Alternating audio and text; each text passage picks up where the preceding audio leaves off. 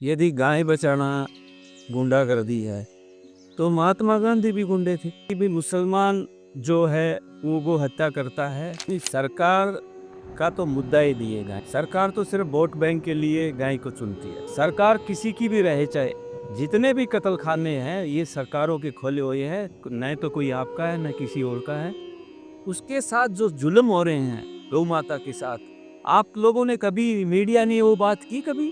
तो गौ रक्षा दल वाले रास्ते में मेरे को रोक के मेरे साथ मारपीट करता है, ये कर देते हैं कि भाई आप तस्करी करो। आने वाला समय गौ माता का समय होगा, जो इस गाय को जो सनातन की पूजा करेगा आने वाला नेता भी वही होगा। गाय हर सनातनी की है। वो जब वो दूध पिलाती है तो वो हिंदू मुस्लिम सिख ईसाई नहीं देखती है कि हमारे भारत देश में जहाँ प्रभु श्री कृष्ण ने गौओं के साथ अपना पूरा जीवन व्यतीत किया, उसी देश में आज गौ को कोई पालना नहीं चाहता।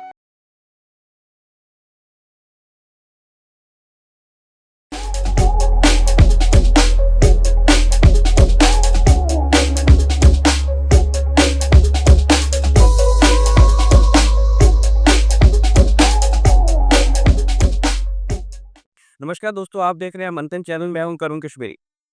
हमारे सनातन में कहा जाता है कि गौ माता के समान है और कई जगह तो गौ को माता से भी ऊंचा स्थान दिया गया है। और हमेशा ये कहा जाता है कि अगर आप बहुत ज़्यादा पूजा पाठ नहीं कर सकते हो, तो अगर आप गौ की सेवा भी कर लेते हो, तो लगभग जितने भी हमारे देवी देवता हैं उन सब का वास जो है वो गौ में होता है। और गौ की सेवा से हमें सब देवी देवताओं के आशीर्वाद उनकी सेवा करने से मिल जाता है।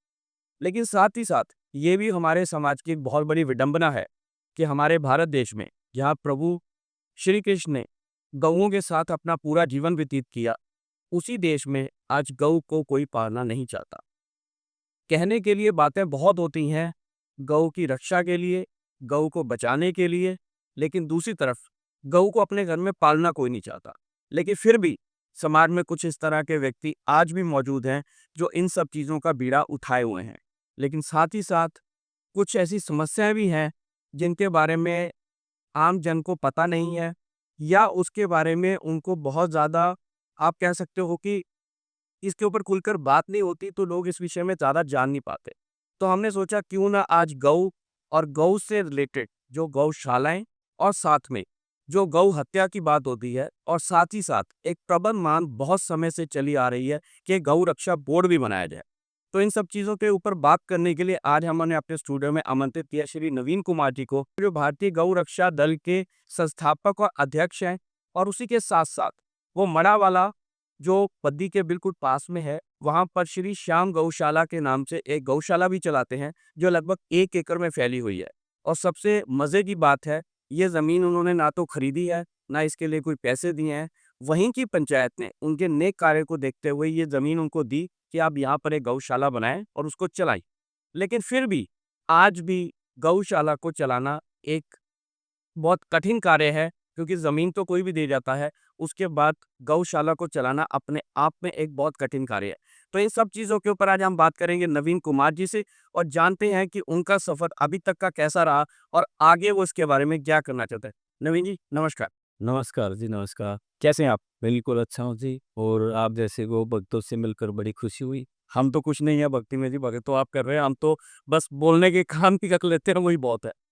देखो, हिंदुस्तान में जो भी रहता है, हर सनातनी हो, चाहे कोई भी धर्म का हो, वो जैसे सनातनी है वैसे ही वो गो भक्त भी है। क्योंकि हमारी संस्कृति में गौ को जो माता माना गया है, तो इस नाते आप ही कहीं न कहीं गो भक्ति कर ही रहे हो। और आप जैसे ने जो भाई हमें जो मंच दिया है गो रक्षकों को, गो भक्तों को, तो आप ही कहीं न कहीं से गो भक्ति है आपकी। नवीन जी, पहले तो मैं ये जानना चाहूँगा कि आपने 2015 में ये गौशाला स्थापित की। उससे पहले हम ये भी जानते हैं कि आपका जो पारिवारिक व्यवसाय है वो ट्रांसपोर्ट का है, और ट्रांसपोर्ट का बिज़नेस अपने आप में एक जमा-जमा बिज़नेस है, आपका पुश्तैनी धंधा है। तो आप अच्छा खासा धंधा छोड़कर सर किस राह पे का चल पड़े? देखो, सन 1980 से मेरे फादर साहब ट्रांसपोर्टर हैं जी। और मेरा परिवार भी ट्रांसपोर्टर है, मेरे भाई भी ट्रांसपोर्टर हैं। एक्चुअल में क्या है कि मैंने कुछ जो वीडियोज़ जैसे आज आज आप लोग मोबाइल में ये सब चीज़ें देखते हैं, यूट्यूब में, इंस्टाग्राम में, तो ये जो चीज़ें आज जो लोग आज का युवा जो देख रहा है, ये मैंने आज से 12-13 साल पहले देखा है इस चीज़ को। और उसमें एक महात्मा गांधी जी के जो राजीव दीक्षित जी थे, उनके बारे में बता रहे थे कि महात्मा गांधी जी जो चाहते थे कि कलम की जो नोक से पहले यदि आज़ादी हुई, उसके बाद ये चाहते थे कि मैं पहला जो कानून है उस देश के अंदर गौ हत्या बंद का हो। जो अंग्रेज थे वहाँ पे, उनका नाम था माउंटबेटन करके। तो उन्होंने कहा था कि भाई आप हम सब चले जाएंगे यहाँ से, जब आप आज़ाद हो जाओगे तो सबसे पहले आपको ऐसा क्या आप करोगे महात्मा जी, बापूजी, ऐसा उन्होंने कहा। महात्मा जी ने कहा कि मैं सबसे पहले जो कलम की नोक से जो गौ हत्या बंद होगी वो करूँगा। उन्होंने बड़ा आश्चर्य हुआ इस बात को लेकर, और उन्होंने सोचा कि यार इतनी बड़ी समस्याएं हैं इस देश के अंदर, और महात्मा जी ये बात बोल रहे हैं। उन्होंने कहा आप गरीबी से, यहाँ बेरोजगारी है, खेती कम है, तो आप ऐसे या राजनीतिक जो हैं, जो आपका राजनीतिक जो करियर लोग जो हैं वो तैयार करोगे। उन्होंने कहा कि ये मुझे सब पता है कि भाई ये गरीबी भी दूर नहीं होगी, इससे कुछ भी दूर नहीं होगा, पर एक गौ हत्या जब ये कतलखाने बंद होंगे तो यहाँ से एक रास्ता निकलेगा एक सभी समस्याओं का। तो जो मैंने उस टाइम ये जब सुना और उनकी वीडियोस अलग-अलग देखी, फिर मैंने दयानंद सरस्वती जी के एक जो स्पीच सुनी कि उन्होंने एक आर्य समाज का जो बनाया, और वो 7,30,000 गाँव में उन्होंने एक सेना की वो तैयार की, और कहा कि यदि इस देश के अंदर एक भी कत्ल होगा गाय का, तो हम अंग्रेजों की ईंट से ईंट बजा देंगे। तो वो डर के मारे अंग्रेज, उन्होंने सोचा कि भाई इतना बड़ा एक आंदोलन खड़ा हो गया तो उसको कैसे बांटा जाए। तो एक भ्रम है आज मैं एक भ्रम तोड़ना चाहता हूँ आपके माध्यम से कश्मीरी जी, कि कहते हैं कि भी मुसलमान जो है वो हत्या करता है। ऐसा नहीं है, ये तो एक अंग्रेजों की चाल थी जो हम समझ नहीं पाए उस टाइम पे। उन्होंने अंग्रेजों ने क्या किया कि कत्ल खाने खोले। कत्ल खाने खोलने के टाइम पे एक आपने नाम सुना होगा विक्टोरिया, जो ब्रिटेन की महारानी थी। तो उन्होंने कहा कि भाई ये एक ऐसा जो हजारों साल हम इस देश के ऊपर राज कर सके, तो यदि ये गो जो हत्या का जो बैन जो लगाने की जो ये समितियां बन चुकी हैं, और ये हिंदू मुस्लिम एक बन के यदि सब हमारे साथ विद्रोह करेंगे तो इस देश के अंदर हम राज नहीं कर सकते हैं। तो उन्होंने ये कहा कि भाई मांस तो हम खाएंगे ही खाएंगे, तो ऐसा काम करो सबसे पहले कत्ल खाना खोल लो। तो कत्ल खाना हमारे कलकत्ता के अंदर खोला गया वहाँ पे। तो वहाँ पे कम से कम उस टाइम के अंदर 25 से 30,000 गायें पर डे काटने का काम चालू किया, और उन्होंने कहा कि वहाँ पे मुसलमान को जो है वहाँ पे काम दो कत्लखानों के अंदर, और एक बात फैलाओ कि मुसलमान आपकी गाय काट रहा है, और हिंदू और मुसलमान आपस में ये लड़ेंगे, और फायदा सिर्फ हमारे को ही होगा क्योंकि मांस भी हमें मिलेगा, और इनके ऊपर हम हमेशा इनको दोनों को गुलाम बना के रखेंगे। अच्छा नवीन जी, एक चीज़ और है कि जैसे आपने हिंदू और मुसलमान की अभी बात की। आम तौर पर ये सब लोगों के दिमाग में एक धारणा है कि अगर मैं गऊ पाल रहा हूँ, तो मेरे ऊपर लेबल लग जाएगा कि मैं हिंदू हूँ और सनातनी हूँ। लेकिन अगर दूसरी तरफ मैं अगर बकरी पाल लूँगा, भेड़ पाल लूँगा या भैंस पाल लूँगा, तो मेरे ऊपर कोई भी इस तरह का धार्मिक लेबल नहीं लगेगा। ये बात कहाँ तक आप सच मानते हैं? नहीं, ऐसा कोई वो नहीं है। आज तो सनातनों जो सनातनी भाई जितने भी हैं, आपने देखा होगा कि आजकल हमारे घरों से निकल के जो कुत्ता रहता था बेड के ऊपर, अब काफ़ी जगह पे जो छोटी गायें हैं, वो आ चुकी है। और मैं प्रार्थना आपके सनातनियों से, भाइयों से मैं अनुरोध करना चाहता हूँ कि कुत्ता पालने से मेरे को कोई दिक्कत नहीं है। मैं भी पशु प्रेमी हूँ और गाय प्रेमी भी हूँ जो गौवा। पर क्या है कि कुत्ते का जो स्थान है, वो घर के बाहर है। और जो गा हमारे बुजुर्गों का स्थान है या गाय का स्थान है वो हमारे घर के अंदर है। तो आज ऐसा लेवल नहीं है, और आप लोग जो लेवल जिसको आप समझते हो लेबल लगाना और जो टैग आप लोग दे देते हो, ये आप लोगों ने ऐसा समाज के अंदर भ्रांति फैला दी है कि भाई गाय वाला गुड्डा होगा, कुत्ते वाला अच्छा होगा। इन चीज़ों से करूँ कश्मीरी जी, हम चाहते हैं कि ये देश सनातनियों का है और सनातनी ही के त्योहार की तरह इसको मनाया जाए और रहा जाए यहाँ पे। अच्छा नवीन जी, एक बात और है कि जब हम गाय की बात करते हैं या भैंस की बात या बकरी की बात करते हैं, तो सबसे पहले हमारे दिमाग में आता है कि इनसे दूध दुहा जाएगा और बाज़ार में उस दूध को बेचा जाएगा और उससे जो है लोग उसका पोषण करेंगे। लेकिन साथ ही साथ ये भ्रांति भी है कि जो गाय का दूध है उसके ऊपर मलाई नहीं आती जी, उसका घी नहीं बनता और ये नहीं बनता।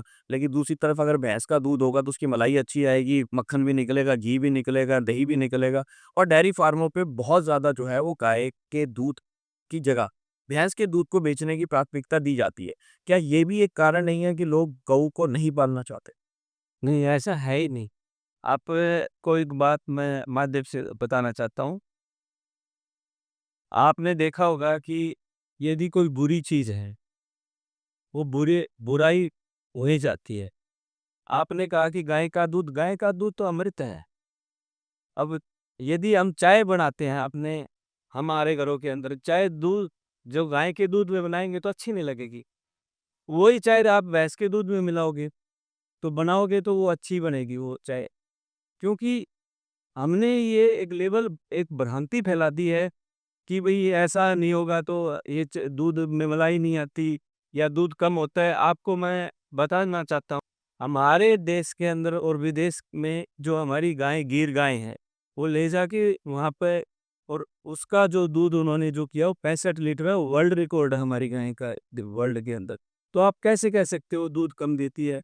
यदि मैं कहता हूँ हमें दूध की भी ज़रूरत नहीं है, उसके बावजूद भी उसका गौमूत्र इतना फ़ायदेमंद है, जो काफ़ी वात, पित्त, कफ जो हमारी बीमारियाँ आपने सुना भी होगा, जो होती है वो सबको कंट्रोल करने का काम करता है, उसका घी कंट्रोल करने का काम करता है। कैंसर तक आज की डेट में ठीक करने का काम जो है गौमूत्र से, अर्क से कर रहे हैं। और रही बात दूध की, आपको एक मैं बात छोटे से एक अभी की जो कोरोना काल की बात मैं सुनाना चाहता हूँ। आपने देखा होगा कि हर क्षेत्र के अंदर डेथ हुई है और मैंने ज़्यादा तो मैं नहीं कह सकता हूँ कि मैंने जो भ्रमण जहाँ पे भी मैं गया गौशाला के अंदर, मैंने सबसे पहले ये पूछा गया कि भई यहाँ पर जो कोरोना काल के अंदर कितने लोगों की डेथ हुई? आप मानोगे नहीं, मैं जितनी भी गौशाला के अंदर गया, वहाँ 0 डेथ का रेशियो था और ऐसा कोई भी जगह नहीं थी, चाहे वो आर्मी हो, चाहे वो पुलिस हो, चाहे डॉक्टर हो, चाहे कहीं पे भी जहाँ सिविल सेवक हो, वर्कर हो, कहीं न कहीं डेथ थी। उसका रीज़न बताता हूँ आपको, मैं साइंटिफिक रीज़न बताता हूँ, क्योंकि वहाँ जो सैनिटाइज़र का जो काम करता है, वो गौमूत्र करता है। गोबर जो एंटीबैक्टीरिया होता है, उसको ख़त्म करने का काम करता है। उसका दूध जो है, वो ए टू मिल्क का संपूर्ण आर दुनिया में किसी को माना गया है, तो वो गाय के दूध को माना गया है।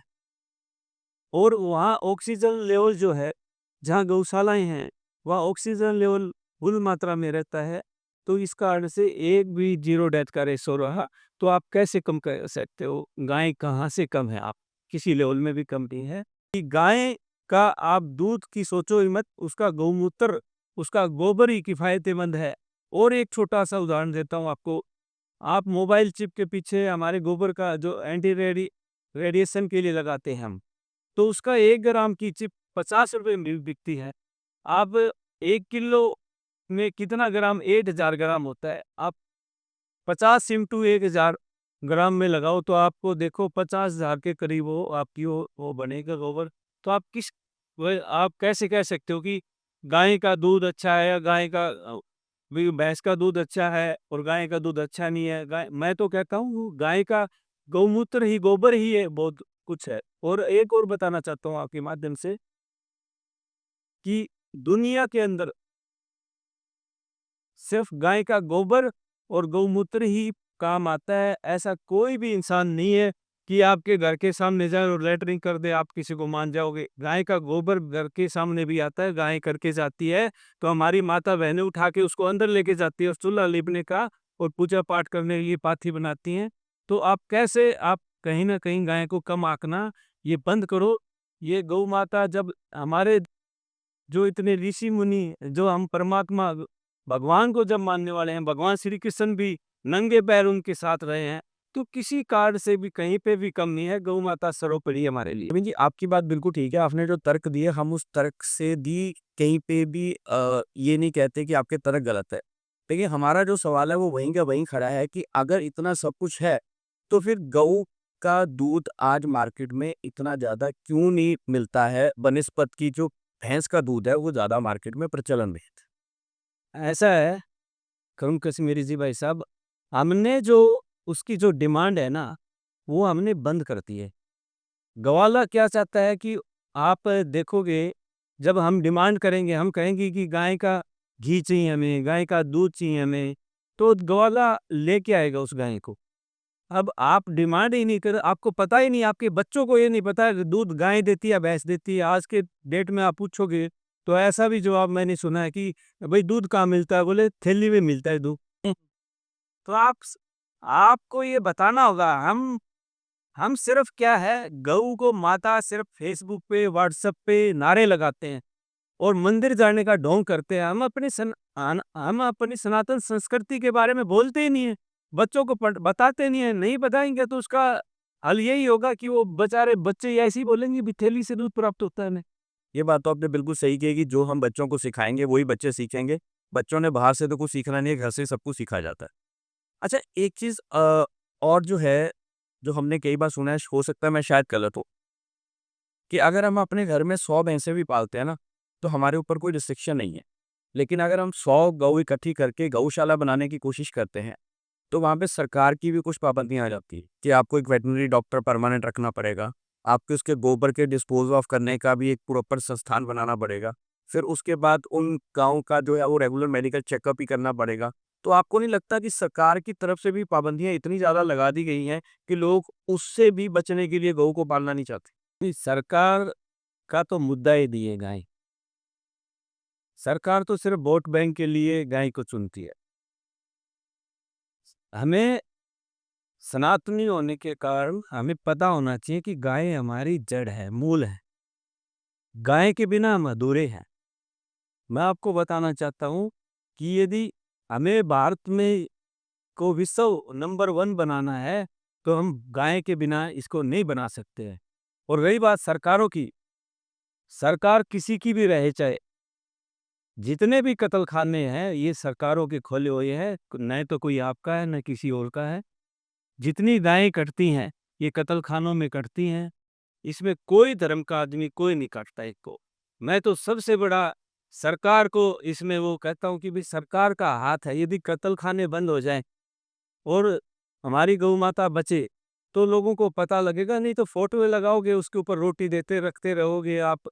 और सरकार क्या, जब हम समझेंगे नहीं उसके बारे में। आजकल इस देश में के अंदर वृद्धाश्रम बन चुके हैं। क्या हमारे देश की संस्कृति है वृद्धाश्रमों की बनाने की? हम माँ को कहाँ भगवान से भी दर्जा मानते हैं, ऊपर मानते हैं।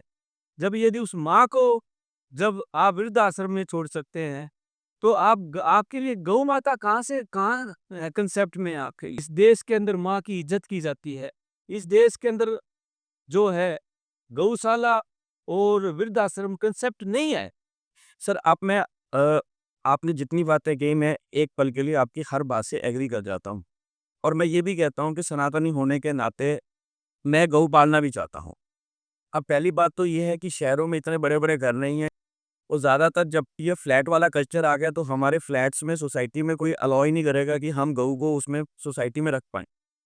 अगर मान लो मेरे पास थोड़े ज़्यादा पैसे हैं, मैंने 2 कनाल की कोठी बना भी ली और मैंने एक जगह साइड पे कर भी दी कि मैं यहाँ पे गऊ पाल लूँ, तो मेरे अड़ोस-पड़ोस वाले मेरे को जीने नहीं देंगे, क्योंकि गोबर होगा, बदबू भी आएगी, गौमूत्र होगा, थोड़ा मक्खी मच्छर भी होगा, तो लोग मेरे को जीने नहीं देंगे। तो सर, मैं शहरों में रहते हुए गऊ को पालूँ तो पालूँ कैसे? नहीं, आपका क्वेश्चन बहुत ही अच्छा है। आपने सवाल जो है बड़ा लाजवाब किया है। देखो, ऐसा है कि ज़रूरी नहीं है कि आप 2 कनाल की कोठी बनाएँ या 5 कनाल की। आप यदि फ्लैट में भी रहते हैं, तो जो गौशालाएँ बनी हैं आज की डेट में, वहाँ आप गाय को, जो वहाँ पे 4 गायें, 2 गायें, 1 गाय, जो भी आपकी जिसकी भी जो श्रद्धा हो, जो भी सनातनी भाई हो, वहाँ जो गौशाला के अंदर जाओ और गाय को एक अपना कहो कि इसका जो भी खर्च है वो हम उठाएँगे। तो उस प्रकार से भी आप गौशाला जाके वो कर सकते हो। यदि वहाँ पे भी आपका है नहीं है, तो आप किसी किसान के घर में जाओ, जो आपको लगता है कि किसान कमज़ोर है, अर्थव्यवस्था के हिसाब से वो गाय रख नहीं सकता है, खेती उसकी अच्छी नहीं है, तो वहाँ गाय किसान रखेगा, उसको कहो कि हम खर्चा आपका हम उठाएँगे। तो गाय का जो है वहाँ पे किसान के घर में जाएगी तो गौ माता भी अच्छी रहेगी और उस जो गौ माता के गोबर, गौमूत्र और दूध से उसको किसान को भी फ़ायदा होगा। मानी आप सिर्फ़ गाय जो गौ माता को पालने का काम नहीं कर रहे हो, ये आप उसके साथ-साथ एक हमारे देश के किसान को मजबूत करने का काम कर रहे हो। गौ माता भी हमारी खुश रहेगी और किसान भी खुश रहेगा, उसके कारण से हमारे को जो हमारे देश की तरक्की भी होगी। अच्छा नवीन जी, इसमें एक चीज़ और भी है कि गौ पालन ये कहा जाता है कि एक फाइनेंशियली एक वाइबल चीज़ नहीं है। क्योंकि आज की डेट में क्या है कि हम लोगों की आप कह सकते हो सोचने समझने की जो शक्ति है ना, वो घूम फिर के पैसे के दायरे में आके ख़त्म हो जाती है।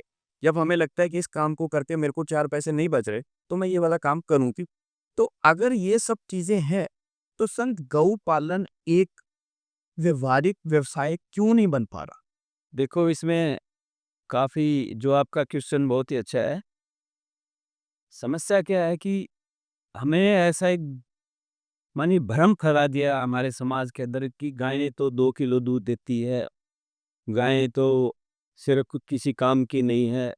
हमें इसके लिए गौरक्षक जो हम हमारा जैसे भाई आप सभी सनातनियों का वैसे तो सभी सनातनियों का ये बनता है कि इसको जो भ्रम है ये ख़त्म किया जाए। हम हर चीज़ गूगल पे और यूट्यूब पे सब चेक कर लेते हैं। तो हमें देखना चाहिए कि भई गाय का जो है रखने का जो हमें नुकसान है या फ़ायदे हैं आजकल तो गूगल बाबा सब कुछ बता देता है। आपको मैं बताना चाहता हूँ कि भाई साहब काफ़ी ऐसे मेरे मित्र हैं और काफ़ी ऐसी गौशालाएँ भी हैं, जो हर गौशाला की बात मैं नहीं करता हूँ। जो उनका जो समाज जिसके साथ चल रहा है और जो जुड़ा हुआ है, जो व्यवसाय जो कर रहे हैं वास्तविकता में, जो घी का, जो दवाइयों का, मेडिसिन का, साथ में आयुर्वेद भी जोड़ा हुआ है, वो काफ़ी अच्छे तरीके से है और ऐसा नहीं है कि वो किसी से चंदा भी माँगते होंगे। वो 1% भी चंदा नहीं, उनका जो घी है वो 4500 रुपए लीटर भी बेचते हैं। एक तो मैंने एक महात्मा जी की वीडियो सुनी, वो कह रहे थे कि आप 4500 में, 2000 में, 1500 में घी दे देते हो, हम तो दवाई मेडिसिन बना के उसको 2 लाख रुपए का बेचते हैं। तो आप कैसे बोल सकते हो कि गायें भी जो है हमारे घाटे का सौदा है? आप तो किसी प्रकार से भी घाटे का सौदा नहीं है। ये भ्रम फैला दिया हमारे समाज के अंदर, उसको भ्रम को तोड़ना आप जैसे भाइयों का मैं सहयोग लेके और जो मीडिया है, एक्चुअल में क्या है कि हमारे चंद लोग ऐसे हैं मीडिया के अंदर भी, जो गौ माता की बात करते हैं, जो सनातन की बात करते हैं। नहीं तो सनातन की और गाय की बात करती तो लोग कहते हैं ये तो बड़ा नया देशभक्त बन चुका है। ये ठप्पे से आप लोग भी बचना चाहते हो। तो मेरी कृपया हाथ जोड़ के विनती है सभी मीडिया से, इलेक्ट्रॉनिक मीडिया से, प्रिंट मीडिया से, काहे की जो बात करना इस देश में सांप्रदायिकता नहीं है कि आप बोल दो कि सब कुछ या कल ही बोल दिया झगड़े हो जाएंगे, ऐसा कुछ नहीं है। जो भरम है उसको तोड़ो और गौ माता किसान के घर में हो, ऐसा काम करो, सबका देश की तरक्की हो और गौ भक्तों की तरक्की हो, मैं ऐसा चाहता हूँ। सर, आपने अभी एक बात करी कि हर कोई ना ठप्पे से बचना चाहता है। अब अगर इसमें मैं आपकी भी बात करूँ, आप ब्राह्मण परिवार से आते जी, हैं। जी। आप भी अपने नाम के आगे नवीन कुमार लगाते हो, आप अपना कोई सरनेम नहीं लगाते, तो आप भी तो ठप्पे से बचना चाह रहे हो ना कि लोग ये ना बोल दें कि मैं ब्राह्मण से आता हूँ, अगर मैं अपने नाम के साथ शर्मा, भारद्वाज या कुछ लगा लूँगा, तो आप भी तो ठप्पे से बचना चाह रहे हो। चोटी रख ली वो ब्राह्मण रखेगा, गाय पाल ली तो ब्राह्मण रखेगा। क्यों चोटी रखना या तिलक लगाना या गाय रखना कोई ब्राह्मण की पकौती है क्या? हर सनातनी का काम है ये। आप एक बात बताओ, दूसरे धर्म के जो लोग हैं, वो अपनी टोपी लगाते हैं, उनको शर्म नहीं आती है। हिंदू को तिलक लगाते शर्म आती है, कलावा बांधते हुए शर्म आती है। तो मैं इसलिए नवीन कुमार इसीलिए लिखता हूँ कि वो ये नहीं लगे कि ये ब्राह्मण है तो ये गाय के लिए बात करता है। आज की डेट में यदि तिलक लगाना और चोटी रखना और धोती बांधना ये ब्राह्मण का काम रह गया और तो सब सनातनियों का काम खत्म हो चुका है। तो ये ठप्पा हम तो लगवाना चाहते हैं, हमें गौ भक्त हम तो कहते हैं यदि इस देश के अंदर कोई भी जाने तो गौ भगत के नाम से जाने, न कि मेरे को ब्राह्मण कौम के नाम से जाने। सर अभी आपने इस पे बात करी, चलती हुई बात और है कि गौ रक्षा के नाम पर हमने ये भी देखा है कि सर बहुत सारे उपद्रव भी होते हैं, दंगे भी होते हैं और कई जगह पे मैं शायद आपको बुरा लग जाए लेकिन गौ रक्षा के नाम पे गौ दलों में बहुत सारी गुंडागर्दी भी होती है। सर उसके बारे में आप क्या कहना चाहें? देखो, यदि गाय बचाना गुंडागर्दी है, तो महात्मा गांधी भी गुंडे थे। महर्षि दयानंद जी भी गाय के लिए उसने सेना बनाई, तो आप महर्षि दयानंद जी को भी गुंडा बोलोगे? ये ठप्पा जो है, ये मैं आज तक मेरे समझ में नहीं आया कि ऐसी कौन सी शक्तियां जो पीछे लगी हुई है हमारे को डैमेज करने के लिए, जो गौ माता को डैमेज करने के लिए, इस सनातन को डैमेज करने के लिए, आज तक समझ में नहीं आया। हमारे देश के अंदर सबसे एक मैं बात करना चाहता हूँ, जवाहरलाल नेहरू जी ने जो कहा था कि भाई मैं बुच्चड़ खाने जो कत्ल खाने के सामने जाता हूँ तो मेरे को घिन आती है, और वहां चील कौवे आते हैं तो मेरी आत्मा रोती है। जब वो प्रधानमंत्री बने तो उन्होंने तो कोई कानून ऐसी नहीं बनाई गाय के ऊपर। तो उसके पीछे ऐसी क्या मजबूरियां रही जिसको घिन आती थी, जिनको मानी इतनी हार्टली तकलीफ होती थी दिल से। तो क्या बात है कि उन्होंने गौ हत्या के ऊपर बैन नहीं लगाया। उसके बाद मैं बात करता हूँ आपकी, अटल बिहारी वाजपेयी जी भी हमारे आए, तो एक ममता बनर्जी नाम की, आपको सुना भी होगा, मुख्यमंत्री जी है, उन्होंने कहा मौलिक अधिकार है हमारा गौ माता को मानी, उन्होंने भी शाम को बिल वापस ले लिया। मानी आज तक ये समझ में नहीं आया कि इस देश के अंदर कत्ल खाने क्यों हैं और इनको क्यों रखा गया है। कोई भी धर्म का हो, चाहे वो हिंदू हो, चाहे मुसलमान हो, चाहे सिख हो, चाहे ईसाई हो, हमारे देश के अंदर कोई ऐसा वो नहीं है कि आपको कोई पंथ संप्रदाय कहता हो कि हम खाएंगे। ऐसा आपने कभी सुना है किसी कि मुसलमान खड़े होके कहा हो कि किसी ने भाई हमने गाय खानी है, या किसी सिख भाई ने कहा हो कि सभी ने इकट्ठा होके कहा हो कि हमें गाय का कत्ल करना, ये किसी धर्म के लोग भी नहीं कहते। उसके बावजूद भी इस देश के अंदर कत्ल खाने हैं, बड़ी शर्म की बात है हमारे लिए ये। तो मैं चाहता हूं कि सभी सनातनियों से, सभी धर्मों से अपील करता हूं कि सबको आगे आना पड़ेगा और गौ माता को हमें बचाना पड़ेगा, क्योंकि गौ माता के बिना और इन जीवों के बिना हमारा कोई वजूद नहीं है। ये इस देश के अंदर जीव जीव और हमारी गौ माता रहेगी तो हम एकजुट होकर, हमारी जिंदगी है, नहीं तो हमारी जिंदगियां जीरो है।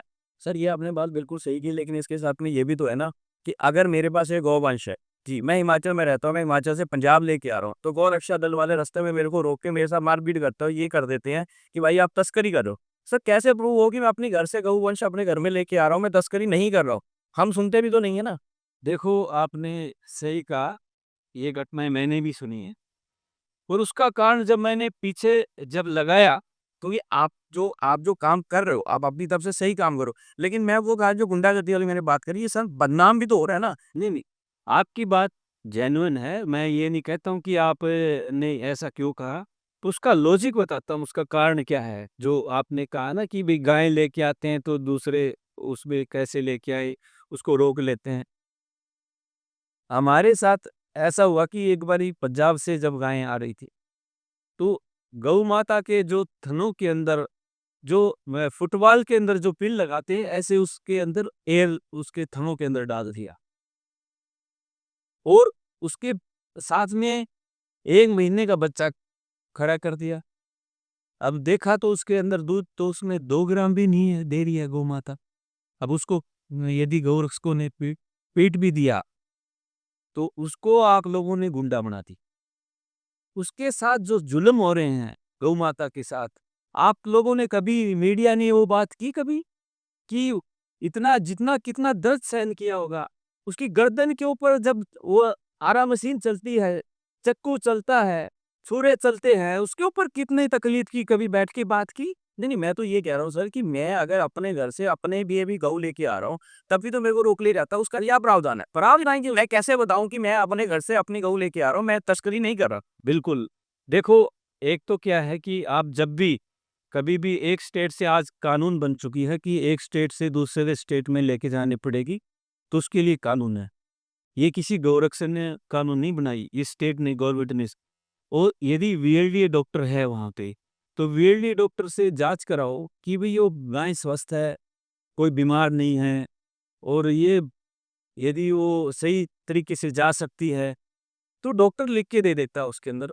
और गाँव का सरपंच है, वो स्टंप मार के देता है, ये हमारे किसान है वहाँ दूसरी जगह से। तो आज तक किसी एक गौरक्षक का आप दिखाओ ऐसा कोई भी डॉक्टर ने लिखा हो और वो गाँव के उसके सरपंच की मोहर लगी हो, कहीं भी गाय पे कोई भी ऐसी दिक्कत हुई हो तो आप बता सकते हो कोई भी? तो सर अगर इतना सब कुछ है तो फिर आप कैसे कह रहे हो कि कानून साथ नहीं देता, कि गौ रक्षा के लिए कानून बना ही नहीं हुआ? नहीं, गौरक्षा के लिए कानून कहाँ है? तो आप बार-बार बात करते हो कि गौ रक्षा बोर्ड बनना चाहिए। सर उस गौ रक्षा बोर्ड में चाहिए क्या? नहीं, गौरक्षा बोर्ड में सबसे बड़ा तो जो हमारी गौ माता का जो है राष्ट्रमाता का दर्जा मिले, और जो हमारी जितनी भी बेसहारा गौ माताएं हैं जो रोडों के ऊपर हैं, गोरक्षा बोर्ड बने, और उनको जो गोचरान भूमि है आपके ध्यान में भी नहीं होगा, और आप मेरे हिसाब से आ, बात भी नहीं करोगे, क्योंकि वो सरकारों की बात हो जाती है तो आप लोग भी कहीं ना कहीं पीछे निकल जाते हो, बैक साइड से दरवाजे से निकल जाते हो। गोचरान भूमि के ऊपर आज किसका कब्जा है? सभी गोचरान भूमि जो हमारी गौ माताओं की भूमि है, भूमाफियाओं ने कब्जा कर रखा है उसके ऊपर। क्या सरकार से बढ़ेगा है वो भूमाफिया? वो जो हमारी गौ माता की जो भूमि जो उन्होंने कब्जा कर रखा है, आप लोग हमें गुंडा बता देते हो, वो सबसे बड़े गुंडे हैं जो हमारी जो गौ माता की जमीन दबा के बैठे हैं। तो आपके माध्यम से मैं सरकारों को भी कहना चाहता हूँ, हाथ जोड़ के विनती है, मेरी मीडिया से भी, सरकार से भी हाथ जोड़ के विनती है, हमारी जो गौचरान भूमि है वो गौ माता की वो मिले, और गौ रक्षा बोर्ड में मिले, बने, और हमारा जो गौ माता को राष्ट्रमाता का दर्जा मिले। मैं आप लोगों से अनुरोध करता हूँ और सरकार से भी अनुरोध करता हूँ। अरे सर एक चीज़ इसमें और भी है कि आजकल जैसे कहा जाता है, आपने भी जैसे कहा कि गाय के गोबर से बहुत सारी चीज़ें बनती हैं, गाय के मूत्र से बहुत सारी चीज़ें बनती हैं। तो सर अगर इतनी सारी चीज़ें बनती हैं तो उसको प्रॉपर्ली मार्केट किया क्यों नहीं जा रहा? अगर चीज़ें बनाएँगे, मार्केट में लाएँगे, बच्चों को दिखाएँगे तो अपने आप बिकेगी। आज तो हमारे देश में तो हालात ये है कि किसी वक़्त कहा जाता है कि हमारे घर से चूल्हे से राख निकलती थी, वो खेत में चली जाती। आज तो हम राख तक पैकेट में बंद करके बेच दे रहे हैं। तो अगर गौमूत्र में और गोबर में इतने सारे आपने जो साइंटिफिक लॉजिक दी है, अगर इतनी सारी चीज़ें बन सकती है तो उसको प्रॉपर्ली मार्केट किया क्यों नहीं जा रहा? अपने आप वाइबल हो जाएगा। सर जहाँ से पैसा आना शुरू होगा लोग उसको काम करना शुरू कर देंगे। और मैं आपको बताना चाहता हूँ कि हम जो काफ़ी प्रोडक्ट बना भी रहे हैं, आपको अभी हमने मार्केट मार्केट के अंदर हमने घी है हमारे पास, धूप है हमारे पास, समराली कप है, दोने हमारे पास, और खाद आपने देखी होगी जो बना केचुए के से गोबर में डाल के, और वैसे भी काफ़ी, और किसानों के लिए भी हम जो है अलग-अलग प्रकार से बना रहे हैं, छिड़काव के लिए, कीट नियंत्रण अलग-अलग प्रकार से। रही बात मार्केटिंग की, मार्केटिंग के अंदर हमारे पास जो है, जो गौशालाएँ हैं वो अपनी गाय के लिए सीमित रह जाते हैं। मार्केटिंग के लिए हमारे जो अच्छे आजकल जो नए युवा बच्चे हैं, वो इंटरेस्ट दिखा रहे हैं अभी। और मैं गारंटी दावे के साथ कह सकता हूँ कि आने वाला जो समय होगा, आप देखोगे कि अच्छे पढ़े-लिखे जो बच्चे हैं, वो इस व्यापार के अंदर उतरेंगे, गौ माता के गोबर का व्यापार करेंगे, गौ माता के अर्क का जो है, गौमूत्र अर्क का व्यापार करेंगे, और उसके जो दूध का तो काफ़ी, भाई हमारे, आप कहते हो कि मैं आपको बताना चाहता हूँ, गुजरात के अंदर गाँव के गाँव जो दूध का व्यापार है, और उसके उसी से उन्हीं का बिज़नेस है। और हमने भी आपके प्रोडक्ट आप देख सकते हो, ये हमारे प्रोडक्ट हैं, ये हमारा सोनाली कप है, ये हमारी दूध है, ये ये छोटे रूप में भी हमने छोटे उसमें बना रखी है, और घी भी है हमारा। तो इस ऐसे जो प्रोडक्ट हम जब हमारी इनकम अभी इसी से, जो हम ये चाहते हैं कि आपके माध्यम से जब आपने बात ही चला दी, तो आप जब भी दूध लेके आओ तो गौशाला आपके नज़दीक है तो आप लेके आओ, स्वदेशी को यूज़ करो। जब आप कहते हो, आपने कहा कि भई हम गाय को रख नहीं सकते हैं, तो गाय के प्रोडक्ट तो रख सकते हो आप अपने घरों के अंदर। आप घी यहाँ पर गौ माता का घी बच्चों को खिलाओ, जिससे दिमाग तेज होगा। आप धूप है, आपका धुआं है, और आप हमने एक वो भी बनाई अभी मच्छर के लिए, जो मच्छर नहीं आएगी। आप आला उससे कितना नुकसान होता है, आप सभी यूज कर सकते हो। तो सभी को आगे आना पड़ेगा इसके लिए। सिर्फ हम मार्केटिंग आप कहो कि भाई गौशाला वाले ही करे, ऐसा कोई ऐसा नहीं है। अच्छा, इसमें एक साथ में चीज़ और भी है, जैसे आपने कहा कि बहुत सारे प्रोडक्ट हैं। अभी वो कहते हैं ना, समस्या आविष्कार की जर्नी होती है। अभी बिहार में एक बच्चे ने, किसी ने इस तरह का सोचा कि मंदिरों में बहुत सारा फूल चढ़ता है और बाद में वो नालियों में चला जाता है, कि भगवान पे फूल चढ़ा और बाद में हमने उसको नाली दी। तो उस बच्चे ने फूलों को सुखा के उससे धूप बत्ती, अगरबत्ती, बहुत सारी चीज़ें बनानी शुरू करी, और उसने बहुत अच्छे लेवल पे उसकी एक प्रॉपर वाइबिलिटी के साथ एक कंपनी बना दी, और फूल के नाम से उनका है, वो सब जगह वो बिक रहा है। तो अगर जैसे आपने कहा है, जिस इलाके में आपकी गौशाला है, अगर उस पूरे हाईवे पे मैं चलूँ तो मेरे हिसाब से 5 से 7 गौशालाएँ हैं। अगर सब लोग मिल के उसका जो गोबर है या उसका अर्क है एक जगह पे इकट्ठा करके, एक किसी, क्योंकि बद्दी इंडस्ट्री एरिया है, अगर किसी व्यापारी के दिमाग में ये चीज़ डाली जाए कि इनको इकट्ठा करके बनाया जाए, तो सर इसको बेचना तो बड़ा मुश्किल काम नहीं। रही बात प्रोडक्ट की, मैं चैलेंज आपको करता हूँ कि आने वाला समय गौ माता का समय होगा, और इस देश के अंदर जो गाय की पूजा करेगा, जो इस गाय को, जो सनातन की पूजा करेगा, आने वाला नेता भी वही होगा। क्योंकि हमने ना ये वाली चीज़ देखी है अभी, चंडीगढ़ में एक बहुत बड़ी गौशाला है सेक्टर 45 में। उन्होंने इस बार दिवाली पे क्या किया कि जो दीपक थे, वो गोबर से बनाए। गाय को गोबर से बनाया, और उन्होंने लगभग, मेरे ख्याल से, मैं, शायद मेरी फिगर गलत हो सकती है, लेकिन शायद 5 लाख के आसपास उन्होंने दीपक बना के पूरे शहर में बाँटे, फ्री ऑफ कॉस्ट बाँटे। उनका लॉजिक ये था कि जब उसमें घी या तेल जला के जब आप दीपक जलाओगे, उसके बाद, क्योंकि उसको ज्वलनशीलता मिल गई, उसके बाद जो वो उबला होगा, वो अपने आप मच्छर भगाने का काम भी करेगा, और अगर नहीं भी जलेगा, तो दोबारा उसको आप पौधों में डाल दोगे तो खाद का काम करेगा। तो सर, इस तरह की जो मुहिम है, ये हमने क्या करते हैं कि जैसे दिवाली आ गई, दुशहरा आ गया, ये जब त्योहार आते हैं, हम तब इस चीज़ों के लिए जागते हैं। अगर इसके लिए हम पूरा साल अगर कोशिश करें, तो ऐसा कोई मुश्किल नहीं है कि इस रास्ते पे जाया जा सकता है। लेकिन उसके लिए आपको, देखो, आज का जो समय है ना, वो पैसे का समय है, व्यापार का समय है। जब तक उसको प्रॉपर व्यापारिक रणनीति के साथ आप नहीं चलाओगे, तब तक उसमें समस्या है। लेकिन अगर व्यापारिक रणनीति अगर आप ढंग से ले आते हो, तो इसको भी, समस्या का समाधान करना मेरे को नहीं लगता कोई मुश्किल। आपने कहा कि इसको व्यापार के तरीके से करेंगे। तो आपने कहा कि 45 सेक्टर की गौशाला ने 2.5 लाख दिए बना के बेच दिए फ्री में।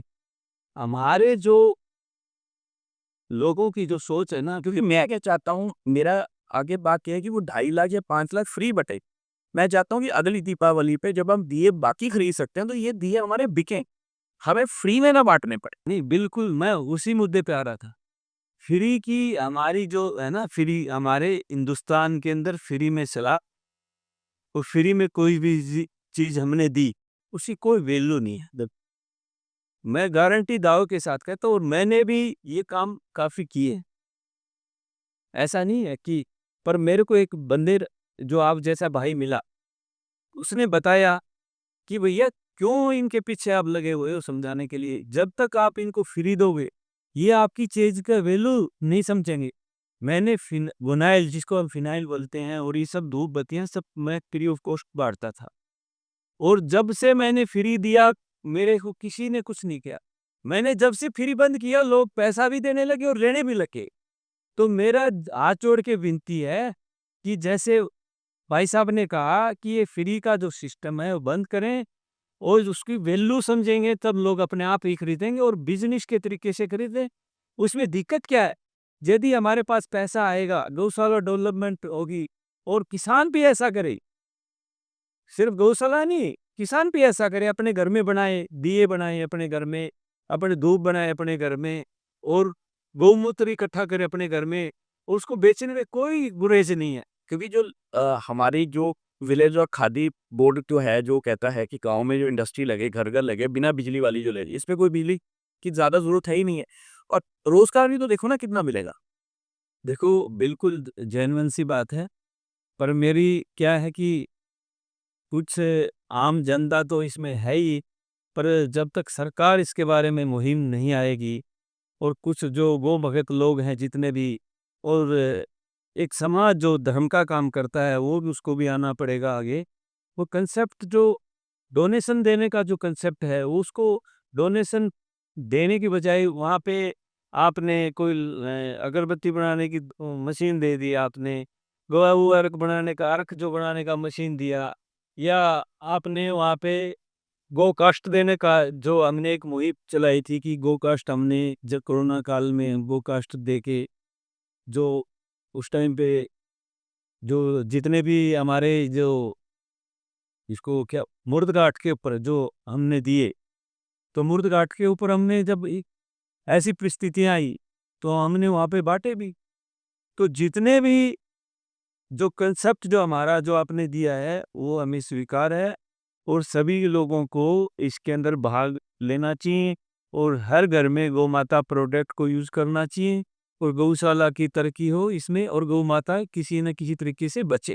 क्योंकि अभी आपने जो एक बात और आपने एक बीच में डाल दी, जैसे शमशान में आज की डेट में अगर एक शव जलाया जाता है तो लगभग 15 से 20 टन लकड़ी लगती है, उसके बिना शव नहीं जलाया जाता, जल नहीं पाता, क्योंकि इतनी लकड़ी चाहिए होती है। अगर हम एक तरह से इसके उपले उसके लिए इस्तेमाल करना शुरू कर दें शव दहन के लिए, तो एक तो पेड़ भी बचेगा, गोबर भी इस्तेमाल हो गया, और कीटनाशक तो अपने आप ही है, वहाँ पे जो मक्खी मच्छर है वो भी नहीं पैदा होंगे। तो ये हमें लोगों को धीरे-धीरे कॉन्सेप्ट में लानी पड़ेगी, लोगों को इस चीज़ के लिए जागरूक करना पड़ेगा। भाई जागरूक करने का जो ठेका है ये हमने गौरक्षकों ने नहीं ले रखा है अकेले, ये सरकार का भी काम है, आप जैसे भाइयों का काम है। आप लोगों के जो वीडियोस जो लोग देखते हैं, या आप रील जो बनाते हैं, आप लोगों को भी, सबको, समाज को इसमें आगे आना चाहिए। तो इसमें आप थोपने का जो काम हम कर रहे हैं ना, उसको बंद करना चाहिए। गाय किसी एक की नहीं है, ये गाय जो है भारतीय गौ रक्षा दल की नहीं है, गाय हर सनातनी की है। वो जब वो दूध पिलाती है तो वो हिंदू मुस्लिम सिख ईसाई नहीं देखती है। यदि दूध पीने के टाइम तो सनातनी, और तो फिर हम मानते हैं उस बात को कि भी सनातनी इसकी देख रेख करेगा। जब दूध भी उसका सभी ने पीना है, और उसका गौमूत्र भी यूज करना है, उसका गोबर भी यूज करना है, तो भैया सबको आगे आना पड़ेगा, और इसके लिए सभी जिम्मेदार हैं। सिर्फ अकेले भारतीय गोरक्षा दल या गौ रक्षा के जो चलाने वाले मुहिम है वो अकेले नहीं है। अच्छा नवीन जी, ये बात तो आपकी बिल्कुल सही है कि कोई भी जो मुहिम है वो एक इंसान से या एक धर्म से या उससे नहीं चलाई जाती, पूरे समाज को उसके साथ में आना है। अब आपने सरकार की भी इसमें बात करी, तो लेकिन सर अगर हम कह रहे हैं कि जब हमारे राष्ट्रपिता ने इस बारे में बात की थी सबसे पहले कि हम ये सबसे पहले बंद करेंगे, और आज हमारे देश को आज़ाद हुए इतने साल हो गए, और आपने जैसे कहा कि कुछ सरकारें तो बनती ही वोटों के टाइम पे है, गऊ के नाम पे बात होती है। तो सर कहाँ पे आपको लगता है कि ये पेच है जो फँसा हुआ है कि सरकारें खुल के इस बारे में बात करना क्यों नहीं चाहती है, इसके बारे में ठोस कदम उठाती क्यों नहीं? देखो, मैं गारंटी के दावे के साथ बोल सकता हूँ, हमारे देश की जो लोकसभा के अंदर जितने भी हमारे जीते हुए कैंडिडेट गए हुए हैं, आप सर्वे करा सकते हो।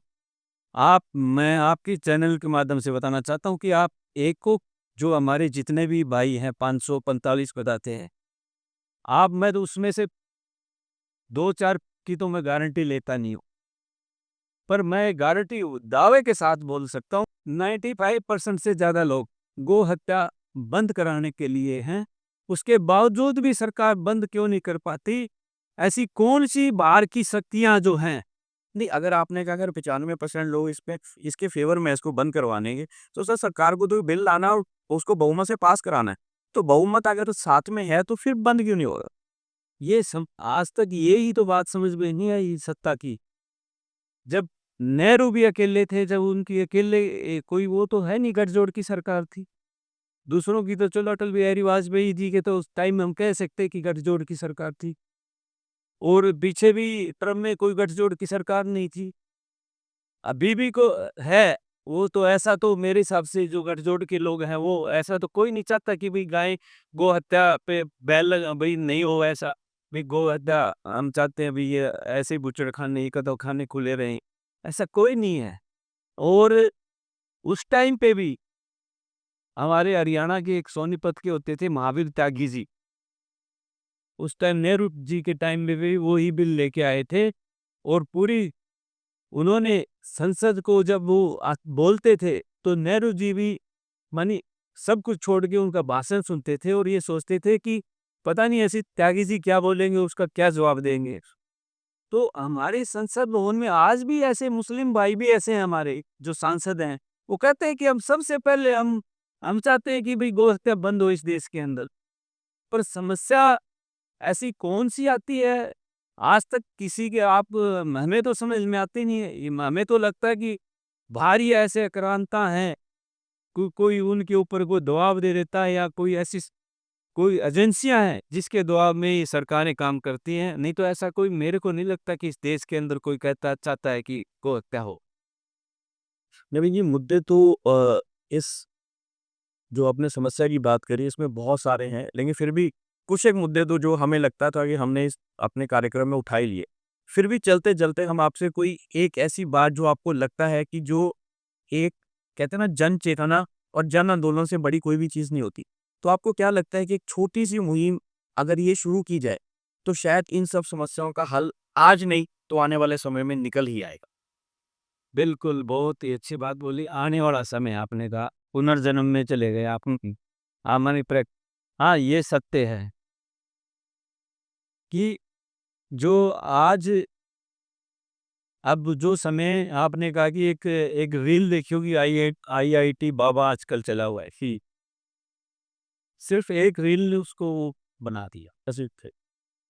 वैसे ही आने वाली आप रील सुनोगे, जो हमारे एक ऐसा नेता होगा, जो सिर्फ़ वो काम भी करेगा और उसका नाम भी लोग जानते हैं, वो गाँव वाला भी है और बहुत ही जल्द इस देश के अंदर माननीय यदि ये अपना नरेंद्र मोदी जी इस काम को कर देंगे तो ठीक है, नहीं तो विश्वास के साथ मैं मेरे को विश्वास है, जब इस देश के अंदर गाँव वाला आएगा, तो सब कुछ इस सुकुशल हो जाएगा और ये इस देश के अंदर आपको गो मंत्रालय भी बनेगा और गौ माता राष्ट्रमाता भी बनेगी। हमें पूरा विश्वास है, इस सरकार से भी विश्वास है और आने वाले उससे भी हमें विश्वास है। तो हमें सिर्फ एक चिंगारी की ज़रूरत है, वो चिंगारी इस देश के अंदर चालू हो चुकी है और जो जनता का जो समर्थन लेगा, गौ माता का समर्थन करेगा, आने वाले टाइम के अंदर हम वहाँ उसको बैठा देंगे। नवीन जी, बात आपने मतलब एक तरह से मैं अगर इसको दूसरी तरह से विश्लेषण करूँ तो बहुत हद तक राजनीतिक प्रेरित भी है और कहीं न कहीं एक चिंगारी का काम भी है। अब देखने वाला ये समय बताएगा कि ये चिंगारी कहाँ तक जाएगी और जो राजनीतिक परिप्रेक्ष्य में आप बात कर रहे हैं, क्योंकि वो बात सही है कि हमारे देश में किसी भी काम को करने के लिए पब्लिक जितनी मर्ज़ी खड़ी हो जाए, जब तक उसको राजनीतिक संरक्षण नहीं मिलता, तब तक कोई भी चीज़ हमारे देश में पनप नहीं सकती। ये हमारे देश के लिए कुछ हद तक कहा जाए तो अच्छा भी है, लेकिन कई बार ये हमारे लिए ये दुर्भाग्य का कारण भी बन जाता है कि जब तक राजनीतिक समर्थन नहीं मिलता तो कई चीज़ें हमारे देश में होने से रह जाती है। तो हम उम्मीद करते हैं कि जिस उम्मीद के साथ आप चले हुए हैं, आपको आपके कार्य में सफलता मिले, लोग आपके साथ जुड़ें और सिर्फ़ ये नहीं कि मैं हिंदू हूँ, मैं ब्राह्मण हूँ या मैं सनातनी हूँ तो तभी मैं गऊ के लिए खड़ा होऊँगा। जिस दिन आम जन इसके लिए खड़ा होना शुरू हो जाएगा, उस दिन गऊ को रक्षा करने के लिए आपको गौ रक्षक दल बनाने की ज़रूरत नहीं पड़ेगी। लोग अपने आप गौ रक्षक बन जाएँगे और इस देश में दोबारा से गऊ को गऊ माता की तरह पूजा होगी। इसी उम्मीद के साथ हम आपसे लेंगे अलविदा।